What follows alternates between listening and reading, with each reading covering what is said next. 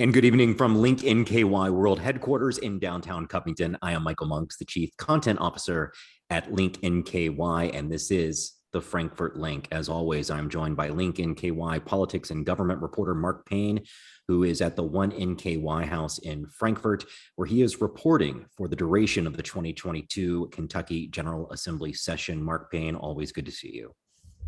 Thanks for having me, Michael. We're also joined this evening by the Kentucky State Director of Planned Parenthood Alliance Advocates, Tamarra Wieder. We're going to be talking about reproductive rights and legislation related to that coming up. Tamarra, thank you for being with us this evening. I also want to let you know, if you're watching, we're up against a pretty important basketball game. I think tip-off is about to happen any moment now for the Kentucky Wildcats in the opening round of the NCAA tournament. So we appreciate you taking your eyeballs away from basketball to connect with lawmakers and legislation in Frankfort that could impact you and your loved ones. It's okay to take an hour off from this long weekend of basketball to talk about some important issues. A little later in our program, we'll be joined by State Senator John Schickel, the Republican of Union, to talk about legislation, and NKU Associate Professor of Political Science, Dr. Ryan Salzman, also a Bellevue City Councilman, who will help provide some context for some of the legislation that's going on in Frankfort. Before we get to the reproductive rights issue, we'll start with Mark Payne for a broad overview of what's gone down so far this week in Frankfort. Mark, as always, a very busy week. And those who watch this show regularly know that we bring up cannabis-related issues every single time to see where our lawmakers stand on recreational or medical cannabis. I think there was some movement just moments ago on medical cannabis. Am I right about that? Yes, you are, Michael. House Bill 136, which is a medical cannabis bill, passed the House today with much debate. It is a bill, again, that would focus on medical cannabis. It's a little bit different than other cannabis legislation that's been introduced this session, such as a bill by Representative Rachel Roberts in Newport, which would also be recreational. This bill, it passed in the House last year. It died in the Senate. And so one of the key pieces is Senator Whitney Westerfield in the Senate, who has signaled this session that he would vote to pass the bill. So now that it's passed the House, it heads to the Senate. But when I talked to Representative Rachel Roberts earlier this week, she mentioned that it's a very bare bones bill. It would be the most, according to her words, restrictive medical marijuana bill in the United States. It wouldn't even allow a user to smoke the flower, for example. You would have to, similar to other medical marijuana bills, you would have to be a card carrying cannabis person. And so you would have to get this proved. There are like 5 or 6 conditions where you would get approved to carry this card. It would be, any form of cancer, regardless of the stage, chronic pain, epilepsy, or some other type of seizure disorder, multiple sclerosis, or nausea. Representative Roberts did add a 4th amendment today that would also add PTSD to that bill. So yeah, it passed the House, and we will see what happens when it heads to the Senate. And this is House Bill 136, the medical marijuana legislation. This is progress for Kentucky as it relates to access to cannabis, but it does sound like one of the more restrictive opportunities for people to get access to it. I'm looking at a screenshot of the vote tally from Frankfort today and the lawmakers who cast their votes one way or the other. It did pass 59-34 in the state house. And I'll very quickly give you a rundown of how Northern Kentucky lawmakers voted. Kim Banta, Republican of Fort Mitchell, voted yes on this legislation related to medical marijuana. Joe Fisher, Republican of Fort Thomas, voted no on the legislation. Representative Adam Koenig did not cast a vote on this legislation. Savannah Maddox, Republican of Dry Ridge, voted yes. Republican Representative Ed Massey of Hebron did not vote on this legislation. Who am I missing? Kim Moser should be next. A no vote. Republican of Taylor Mill, Kim Moser, a no vote on this piece of legislation. Rachel Roberts, Democrat of Newport, voted yes. Sal Santoro, Republican of Florence, voted no on the medical marijuana legislation. And Democrat Buddy Wheatley of Covington voted yes. That's what I see in a screenshot of the vote tally from Courier Journal reporter Joe Sonka.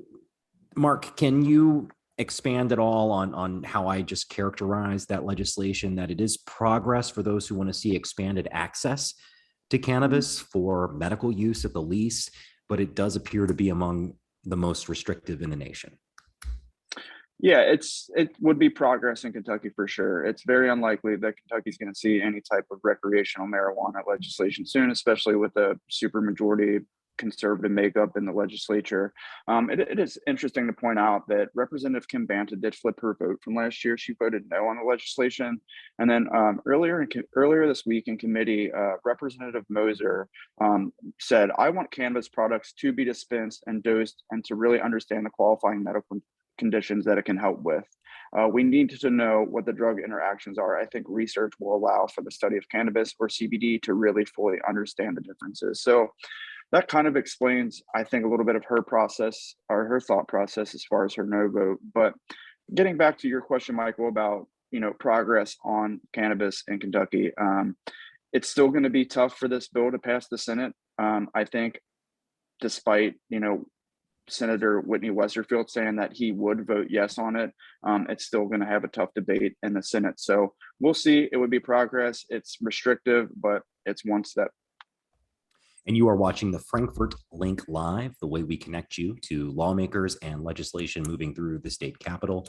That's Mark Payne, Lincoln KY politics and government reporter, and I'm Michael Monks at our office in downtown Covington, a very loud downtown Covington this evening. It's been loud all day as revelers celebrate St. Patrick's Day. We happen to be next to a bar, so we can hear some of the music, and we hear the pedal wagon going by and various loud motorcycles. So a very festive day on top of the NCAA tournament kicking off.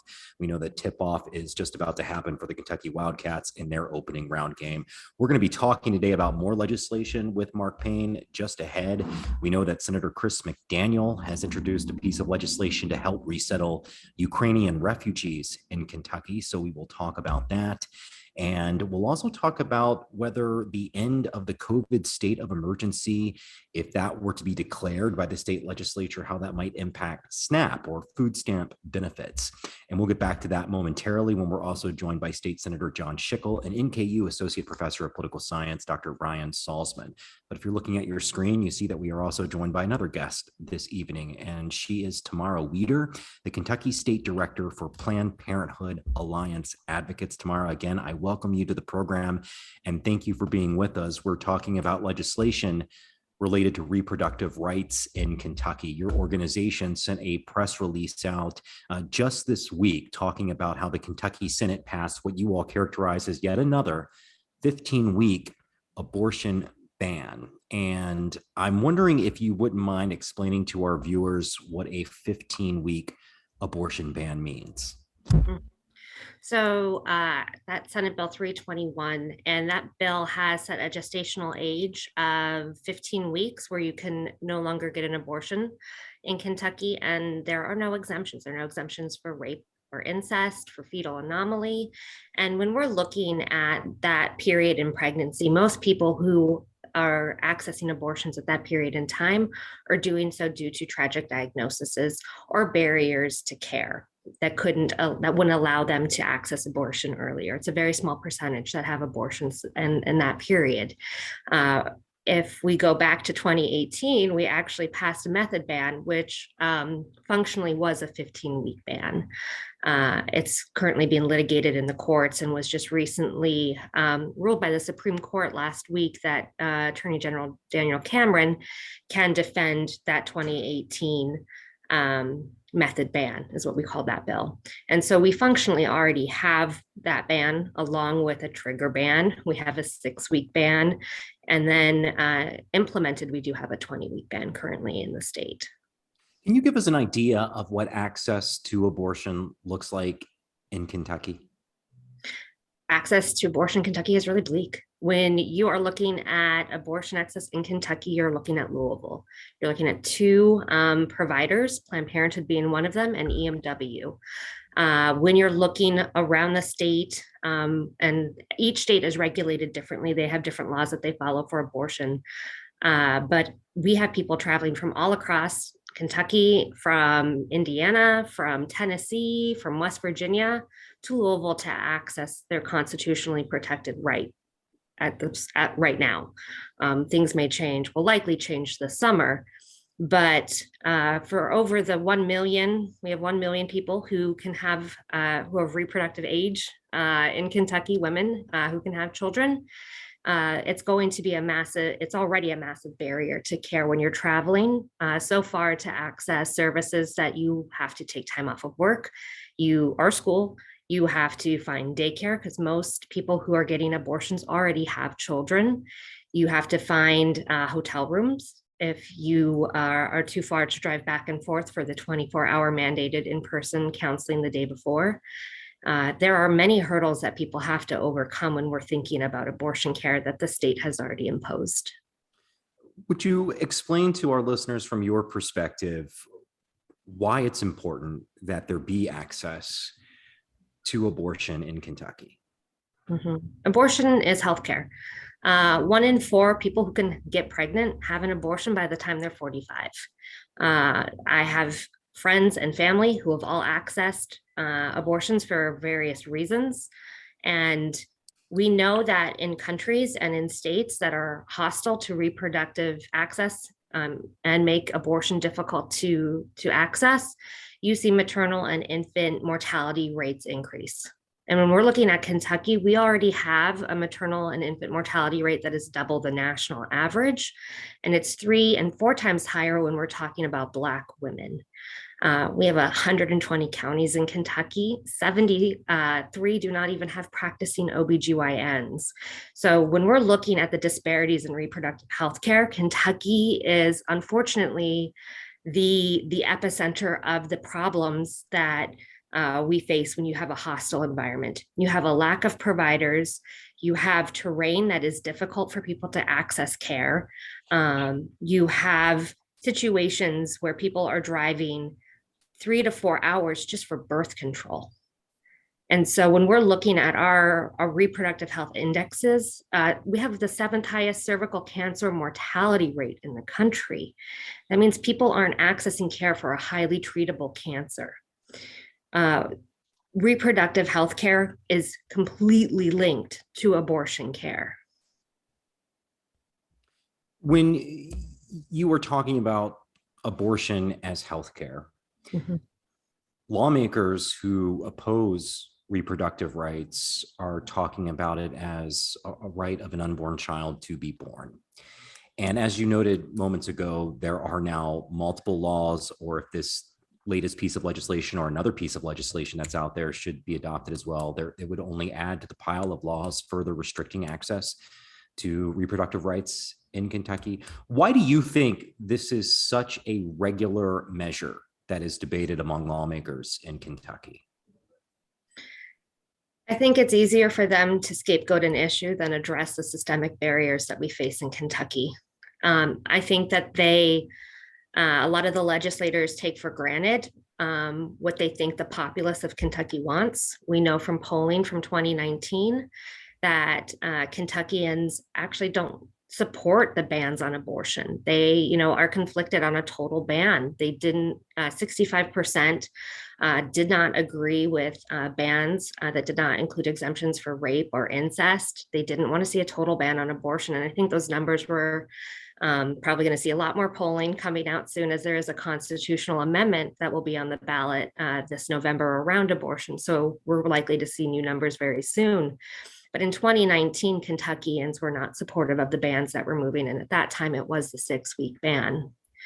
And I think they've taken for granted the population and where people lie on this issue. 1 in 4 people have had an abortion. We all know and love somebody who's had an abortion.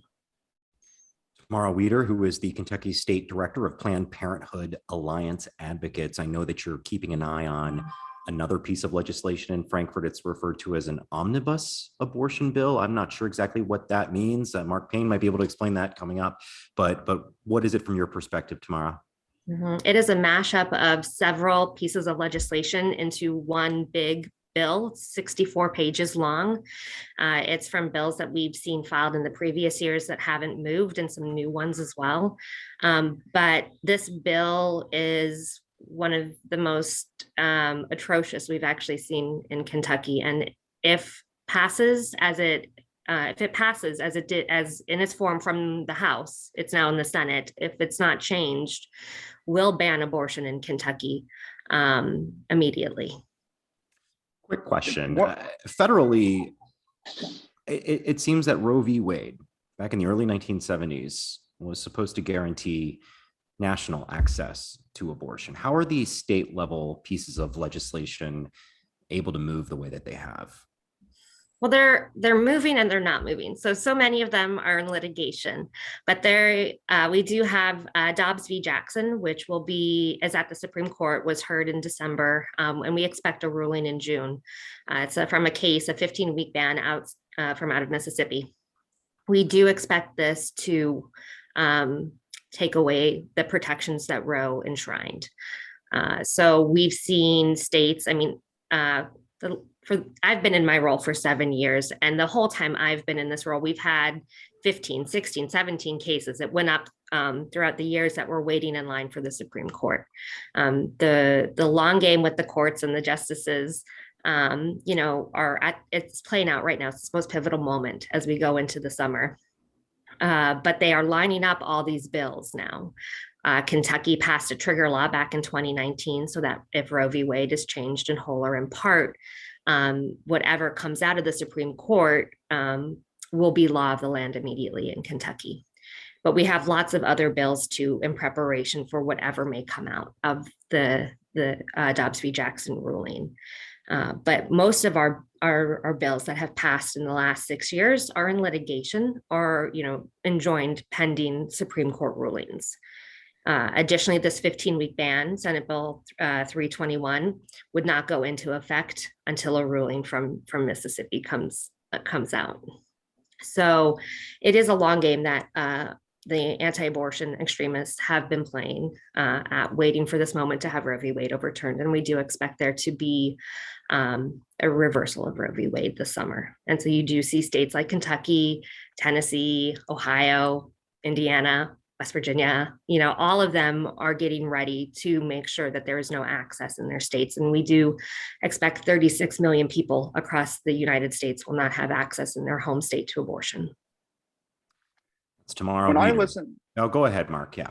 I was just going to ask, when I listened to I listened to the testimony on the omnibus abortion bill in the House Veterans, Military Affairs, and Public Protection Committee, and there were two parts of that I was curious about, Tamarra. The first one was the two medicines that are used, or the two chemicals that are used for at-home abortions, and then the other part of it was providers would be put on a list in Kentucky. Do you want to talk a little bit about those two things? Yeah, so I think something that's really concerning, there's many pieces of that bill that's concerning. There will be, as it was written, I know that there are some changes happening, I believe, in the Senate right now, but as it was written in the House, the Kentucky Board of Pharmacy would regulate a complaint portal that anybody was anonymous could complain about abortion providers, those specifically who provided medication abortion. Those providers' names would be listed and other identifiable information about them on a government-run website for anonymous complaints that the Kentucky Board of Pharmacy would have to respond to each and every complaint. This is really troubling to those of us who know that abortion providers are one of the most targeted, harassed, and threatened providers in the United States. We have providers who have been killed. We have staff at abortion health centers who have been killed. I myself have received hate mail at my house, and I have scrubbed my information from the internet. We are targeted for doing this work. And so having their name and addresses and that listed publicly is a way to shame, threaten, and further intimidate those providers and take away their privacy, because there are other ways to complain about a medical provider through the medical board. But it is a targeted regulation of abortion providers. And I also want to say that there is a piece of the legislation for House Bill 3 that also identifies the patient's information through birth death certificates for miscarriages and abortions. And so there's not only the public registry for the providers, but also the patients. Tamarra Wieder is the Kentucky State Director for Planned Parenthood Alliance Advocates. And Tamarra, we do appreciate you taking some time to talk about these pieces of legislation with us, and hopefully we get to talk again soon. Thanks for being with us. Thank you. Thank you. And if you are watching, you've noticed a couple of additional guests pop up on your screen where we'll talk about that issue and other pieces of legislation now. Senator John Schickel, Republican of Union. Senator Schickel, thanks for being with us this evening. Good evening. Also, NKU Associate Professor of Political Science and Bellevue City Councilman Ryan Salzman. Councilman Salzman, thanks for being with us again this evening. Yeah, thanks for having me, Michael. And of course, you already know that Lincoln KY politics and government reporter Mark Payne is still on your screen. I'm Michael Monks. You are watching the Frankfort LINK live, and I am in downtown Covington, where it is extremely loud out there. It's been busy since early this morning with people dressed in green and drinking heavily, I think. And now that the UK basketball game is on, I think it's only going to get louder out there. So if you are headed out this evening later, do be careful. Senator Schickel, we were just talking with an advocate for access to reproductive rights. You're in the legislature. There are multiple pieces of legislation related to abortion and reproductive rights. Would you mind just sharing with us your view specifically on those pieces of legislation that are floating around in Frankfort? I'd be glad to. As you know, in Frankfort, both in the House and the Senate, the Republican Party enjoys a supermajority, and life issues or pro-life issues are a priority of our party. And it seems almost every session we do one or two of them. They are very, I know our caucus feels very strongly about them, and they're just very popular in the caucus. I guess, just to be clear, would you prefer to see an outright ban on access to abortion? I would, yes, I would. I hope and pray for the day when a court case is turned over that allows this. I believe that life begins at conception, and that the most important thing we can do is protect human life. One of the issues that Tamarra of Planned Parenthood Alliance Advocates stated was that she characterizes reproductive rights and access to abortion as healthcare. And when asked about why and as you just noted, there are pieces of legislation related to abortion pretty frequently in the Kentucky General Assembly, I asked her why she thinks that is. And she said it's because legislators don't want to look at some of the systemic underlying issues that face women's health and perhaps health in general. Is there any discussion among your caucus to address some of the issues that might lead women to feel as though they need to seek an abortion? There is, Michael. I think it's really a basic difference in philosophy. We have women in leadership in our caucus, and I know they have women in leadership in the Senate, or I'm sorry, in the House. Really, the most fervent leaders on the pro-life movement in our caucus are women, and even right here in where I'm from, Boone County, the president of the state pro-life association is from Boone County, my good friend Dia Wushner.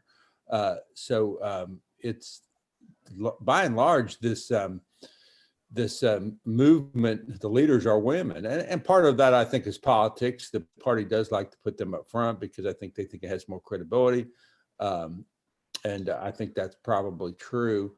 But when that reminds me of also the discussion of the underlying causes of crime. I hear that a lot right now. I'm very proud of our pro-life record in the Senate, but I'm not so proud of our record on crime because I think we've become very soft on crime in the Senate. But that is something that a lot of folks feel the same way about crime. Is that there's underlying causes to crime. Instead of focusing on prosecuting and punishing people who commit crimes, that we need to focus on those underlying causes. So I think it's kind of the same philosophical argument, and I respect that. I don't often agree with it, but I do respect it. Dr. Ryan Salzman is an associate professor of political science at Northern Kentucky University.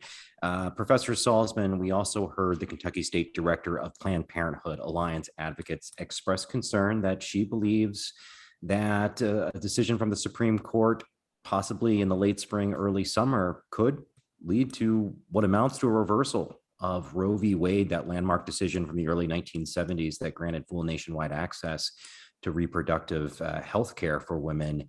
Is that something that political observers like you are also expecting? Well, I think that it's probably the safest bet at this point, reflecting on what Senator Schickel said about, a political party's inclination, preference for a policy. And as we all know, under the Trump administration, three Supreme Court justices were appointed, including one that replaced Ruth Bader Ginsburg. And so you have a 6-3 majority that is conservative. And so that's, that makes it kind of safe. But the one thing I will add, though, excuse me, for those that are that hearing that again, makes them sad or depressed, is that the way the courts rule can surprise us. And so while it's a safe bet that we may see Roe overturned, I would not be shocked if we saw it upheld, if not in its full form, then in some version, or likewise that the issue is punted just one more time. And that's because a ruling is made on a technical issue.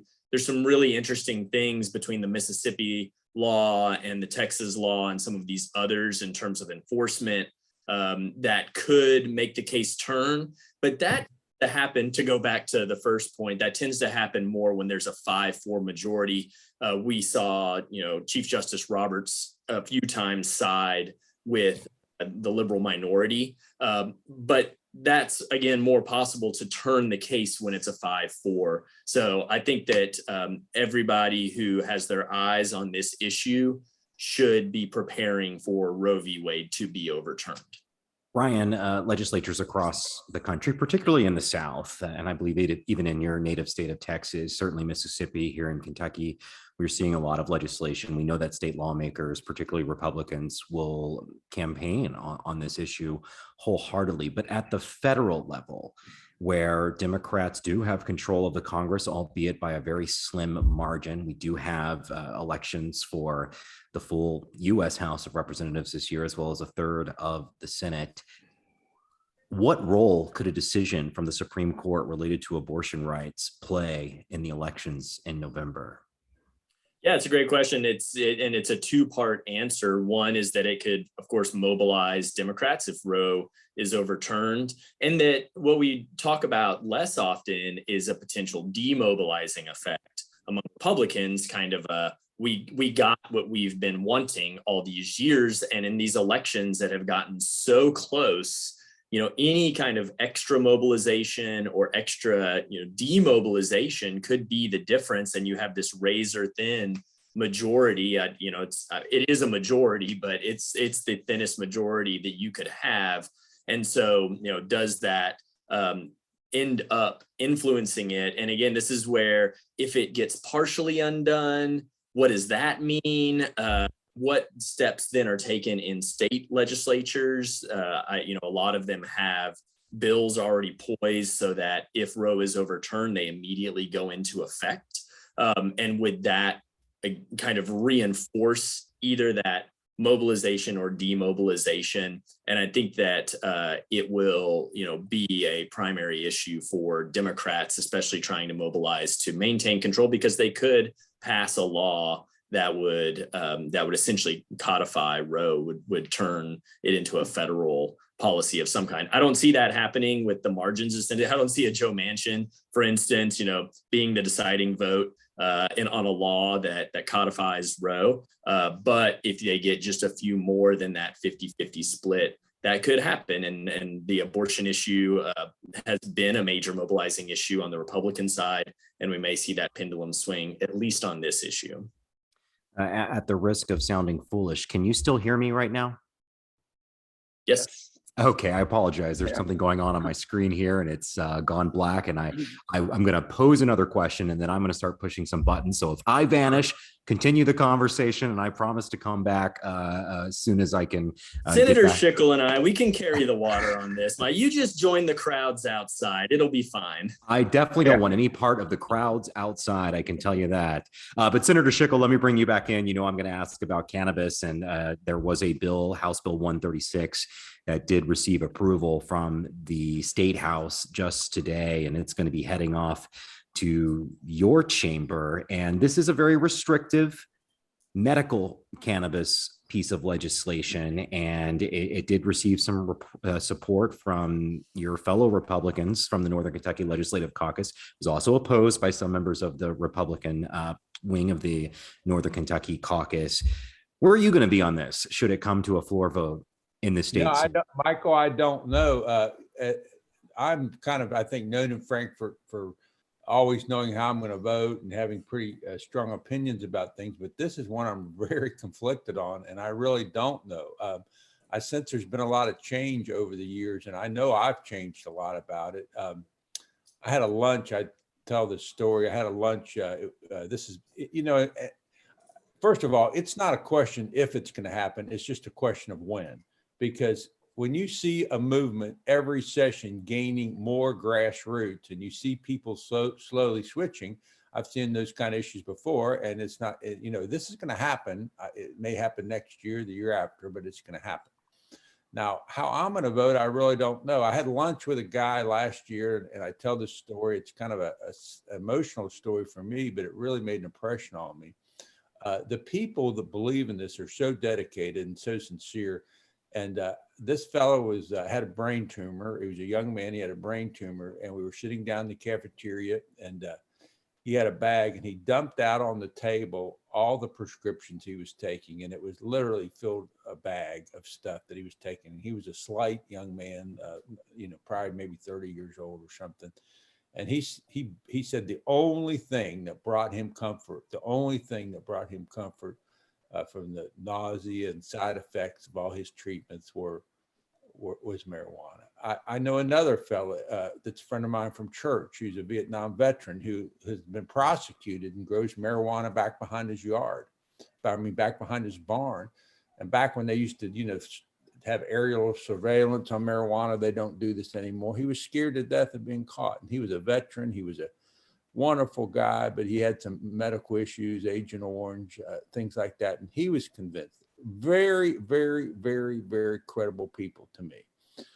Then on the other side of the issue, I have people in my own family who have children who are very much opposed to it. As you know, I'm not blessed with children myself, but one of the things that makes me pause with it, Michael, is when people come to my office and lobby me, and they do all the time, and I sit there and I talk to them, not all the time, but sometimes, most of the time, actually, I feel bad about, I call it the fruits of the tree. I think, well, if this was my son or if this was my daughter, would I want them doing this? It just seems like they're troubled. I don't know how any other way to put it. So I'm really conflicted about it. But I have a heavy libertarian streak in me. And I guess, if you're dying of cancer, who's the government to tell you that you can't smoke a natural product if it's going to relieve your symptoms? So I'm really, really, really conflicted about it. I suspect that I'll be supporting it. And you are watching the Frankfort Link live. I think we just made some news. Senator Schickel suspects he may be supporting that medical cannabis legislation. So we'll continue to watch that. We're also joined today by Mark Payne, Lincoln KY politics and government reporter who is in Frankfort, and we'll be watching that vote should it come to fruition in the upper chamber of the State Assembly. We're also joined by NKU Associate Professor Dr. Ryan Salzman. Yes, Senator Schickel. Yeah, I don't mean to interrupt you, but just I don't want to give you a false impression. I don't look for it with just a week to go, with all the things we have on the table. I don't look for a vote for it in the Senate this session. And that's something I'm going to get to with you before we wrap up here about, I know it's crunch time. And so what bills are still hanging out there and what you expect to come to the floor, what might not. And we'll get to that momentarily. I do want to note that if you're watching and you want your daily news, you can go to linknky.com. It's always full of fresh headlines from around the region from our full-time team of reporters here at Lincoln KY, as well as our very talented contributors. In fact, our sports team is in Lexington right now covering the Covington Catholic Colonels and their march through the Kentucky Boys Sweet 16 basketball tournament. But if you were to go to lincolnky.com right now, you will see a report from our new reporter that we just added, Caitlin Gebbe, who explores the annual report from the Boone County Sheriff's Office. And I will note that last year, according to that report, canine officers assisted the Boone County Sheriff's Office with the seizure of more than 250 grams of marijuana last year. And I think what that puts into context is that some states not too far from here still enjoy full access to legal cannabis. It's not legal in Kentucky, and the police and local law enforcement and their dogs will come hunting for you if they get a whiff of that. Let's talk about some of the other pieces of legislation moving through Frankfort. Mark Payne, I noticed that Senator Schickel's colleague, Senator Chris McDaniel, the Republican of Taylor Mill here in Kenton County, introduced a bill to help resettle Ukrainian refugees in Kentucky. Obviously, we are all aware of that crisis following the Russian invasion of that Eastern European country, Ukraine. What is this? Yeah, so it is a bill that would give $10,000 to families that relocate from war-torn areas, not just Ukraine, but obviously with Ukraine being in the news right now, that would be, families coming here would be able to get $10,000 to relocate. And he said something that's really interesting. He said, sometimes we're presented with odd opportunities where public policy and human demand intersect. And I believe that we're at one of those odd points in history. And so the human demand, the public policy thing is obviously, there's a war. It's a terrible thing that's going on in Ukraine right now. There's a lot of refugees leaving. I believe the number is 3 million, I think it was right now. But the human demand aspect that Senator McDaniel brought up is that Kentucky has a workforce shortage right now. All session, you've heard it from the Republican Party say that our workforce rate is really low. And they're hoping that this would also address that workforce issue. And let's turn now to Senator Schickel. I know that you must work closely with Senator McDaniel on some things. What were your thoughts on this piece of legislation? I do work very closely with him, and I totally support it. I just think it's on so many levels, it's the right thing to do. First of all, people are desperate, and we have the resources. Quite frankly, right now, the state is flush with money. It's an artificial situation, but we are.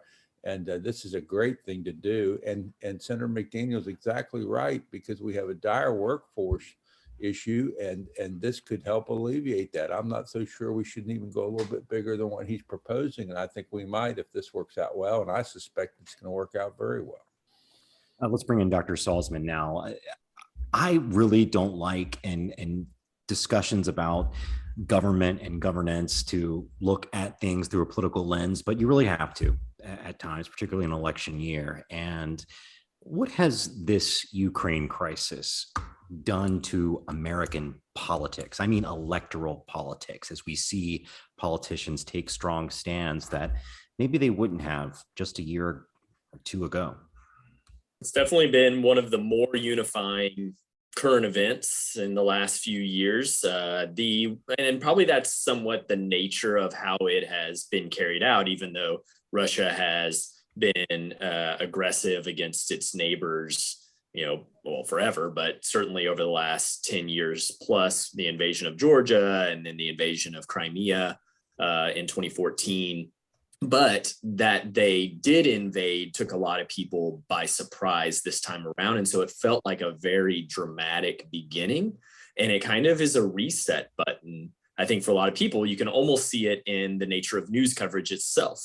I'm sure that if we thought about it, but just me thinking about it right now, I can't remember what we were talking about the day before the invasion of Ukraine, except that there was some discussion that we were hemming and hawing about whether they would invade. But the day that the invasion happened, it was very dramatic, and it changed everything. It changed the agenda and what we were talking about. And so in that sense, not only has it been unifying in everyone or many people mobilizing what they can do. Senator Schickel, Senator McDaniel doing what they can with their tools in the city of Bellevue, the mayor of Bellevue banning Russian vodka from the shelves. And these things we haven't really seen since 9/11. And obviously 9/11 was a lot more significant to Americans than this event that's happening right now. But nonetheless, it has this unifying,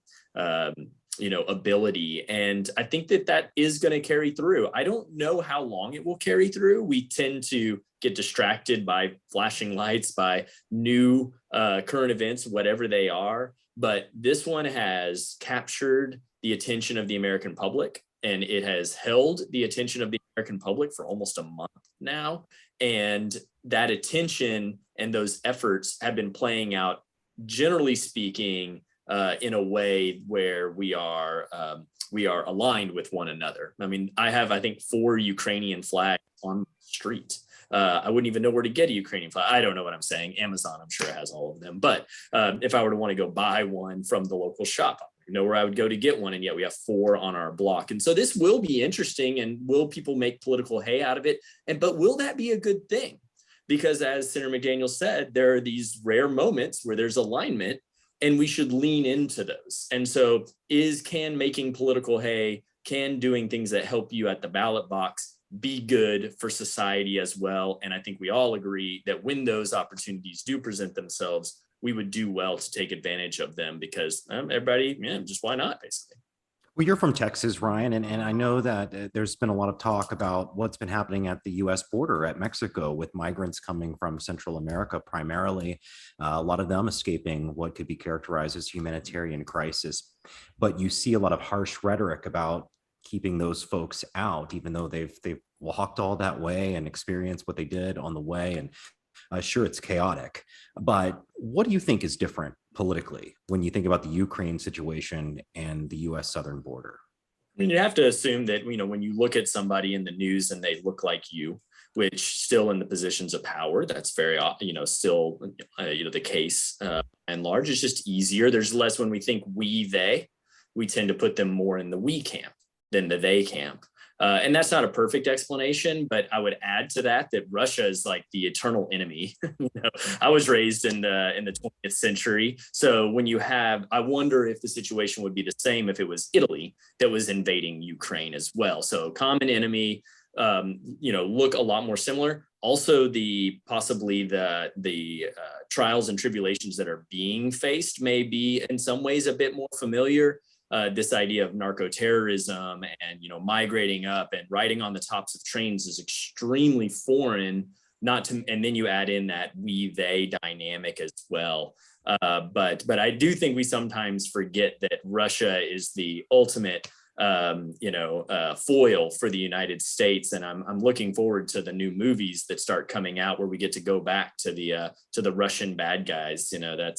It's been a couple decades since that's happened, but these things are pretty complicated. Sometimes also the nature of the event that's happening. So I would say, just as a devil's advocate, when there was big earthquakes in Haiti, they don't look like us, and it's very foreign. But again, that kind of singularity, that striking moment, and the ability to mobilize towards that is maybe also helps explain it. So it's very complicated, but I have to think that we-they dynamic certainly plays into this as well.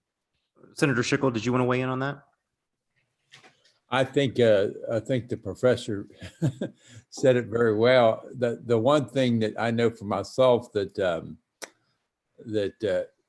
the way, and this is the way I feel, and I suspect others, this kind of broke our innocence.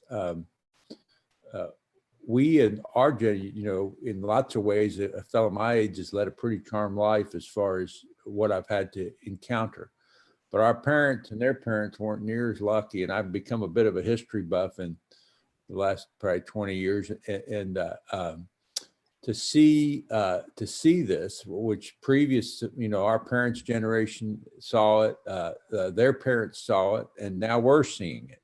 And so I think it's it kind of took us all a little bit by surprise, and it maybe was a little bit of a reality check for all of us. And you are watching the Frankfort Link live from Link NKY. A quick piece of business here. You probably got the Link reader in your residential mailbox if you live in Boone, Kenton, or Campbell counties. We were really proud to get that to you. Another issue is on the way towards the end of April. And if you are interested in advertising, including political candidates, look at that. Dr. Salzman's got his copy right there. Very, very smart. And I have mine too, and it's great. I love a real newspaper. Thank you for doing it. We do too. We hope to increase the frequency sometime if this thing really takes off. We're really enjoying. You had a lot of political ads too, and I think you'll be getting a lot more of them.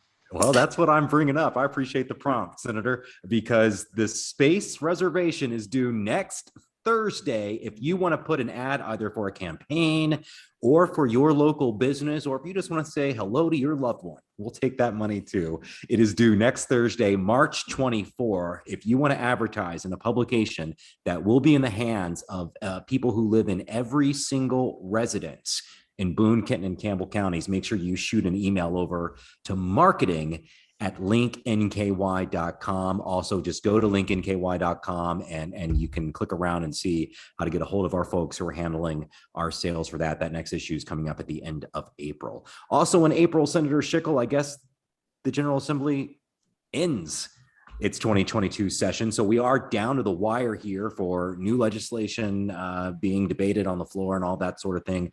What piece of legislation are you most concerned about not getting its due, in your opinion, in this session? Something you wanted to see come that maybe your hopes are fading on? Well, thank you for asking that because I do have, as I've told you a couple of times, I've been working for quite a few years on school governance issues. And I really think, especially now more than ever, they're on people's minds. But it's also very complicated, and it can get very, very controversial because there's a lot of vested interests involved in our schools. We spend more money on our schools, our public schools, than any other one thing. So it's important that we have a good school governance model, and we have a dysfunctional school governance model in Kentucky right now. I have a Senate Bill 1. I'm thankful leadership made it Senate Bill 1, and I've been working on this a long time, about 8 years, I'm hopeful that this session we got it through the Senate, but it's still in the House. They actually got a reading today, which is a good sign. But there's some very powerful interests in the House that don't like it. And what it does, Michael, it gives everyone in the county where the school is, in the school district, a say through their school board on how the schools are run. And so many folks don't know it, but in Kentucky, we have this thing called site-based councils. And we're the only place in the world that has those. No other states have them, but we have them. Happened 30 years ago, over 30 years ago with CARA. And it's a consortium of teachers and a minority of parents that really govern our schools, which kind of sounds kind of folksy and homey when you first say it. But the fact of the matter is people, grandparents, people with no children have virtually no say in what goes on in our schools, and our school board members and our superintendents, their hands are really tied. So what this does is give the things that you would think a superintendent would be able to do, like hire a principal or select curriculum. He's not able to do. And of course, the superintendent answers to the school board, and the school board answers to the public. And that's the way it should be. So we are hoping finally this year to make that a reality so that our school board members and our citizens will finally have a voice in our school system. I think that leads me to a prompt here because Link is currently asking for some feedback from the community to publish in our next issue. And while we frame the question in the form of a reference to cities, there are certainly a number of school districts in Northern Kentucky. And so we are asking the public right now, there are 36 incorporated cities across Boone, Kenton, and Campbell counties, though Boone County only has 3 of those cities. So really there's 33. Of course, Union is the best, it was recently rated the 8th best place in the nation Can't live. dispute it. No, we Finest don't have city in Northern government. Kentucky, according to that survey, is Union, Kentucky, among the top 10 in the entire country to live in right now. So I think once you get Mount Zion Road fully fixed, you might move up a few more notches. So keep an eye on that project for us, won't you? But we do ask whether we have, whether it's a good thing or a bad thing that we have that many cities. And I think in the spirit of what you were just talking about, Senator, who's in charge, who has the voice here and there. I mean, when we think regionally, who has the voice? And Dr. Salzman, I know you're a city councilman too, and I apologize for putting you on the spot here. But what are your thoughts on that question? You represent a city that has about 7,000 people in it, and you do have an independent school district in that city. Your city maintains a police department. You share a fire department with neighboring Dayton. Your thoughts? Yeah, I think that our community, we're very fortunate that we cooperate a lot, and in essence, when we're thinking about institutional, development, that's really what you're wanting is efficiencies. And I see both sides. I'm not from here, so I am not wedded to the idea. I think that my hometown of Temple, Texas, which has about 60,000 people in it, probably is geographically about the size of all of Northern Kentucky. And I went and had one school system. We didn't even have really parochial schools in the area either. I certainly enjoyed my upbringing and saw a lot of benefits there. One thing that I do really like about the smaller model of cities is that it allows, kind of easier access to your elected officials.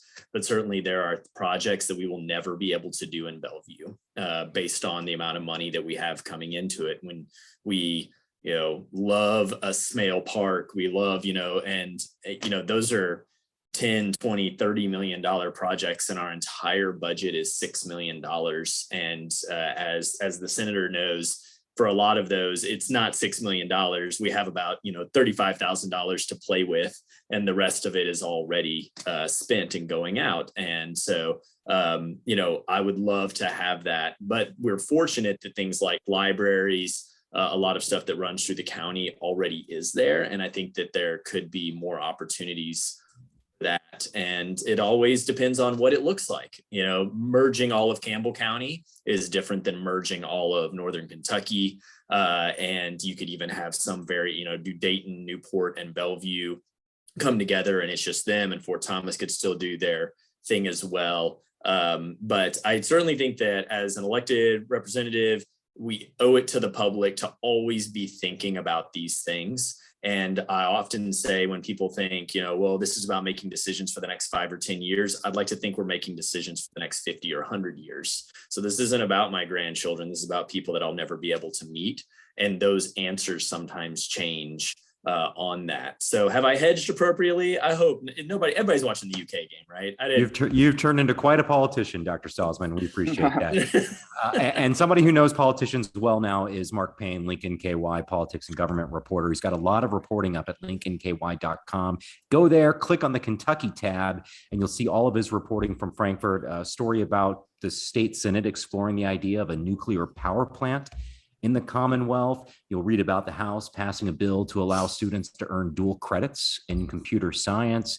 And you can also read about that COVID state of emergency and whether it should end in Kentucky and the impact that it could have on federal benefits, a variety of perspectives expressed there. Also, our Kenton Hornbeck with an article about Representative Adam Koenig's long desired gambling bills. So you can go check that out. As we start to wrap up though, Mark, that's this week's coverage that you've offered. What are you looking at happening, if anything, tomorrow in Frankfort and next week? Well, I have, I'm going to lead into these things with questions for Senator Schickel. So the COVID state of emergency, Senate Joint Resolution 150 was vetoed by the governor earlier this week.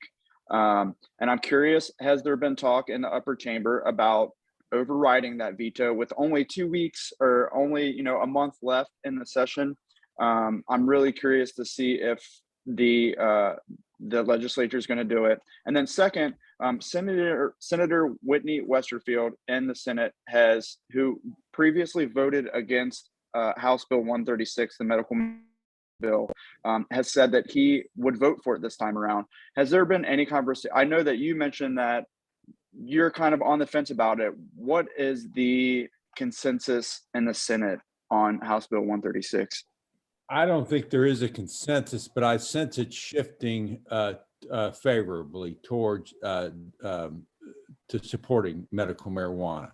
I'm pretty sure, I am sure about that.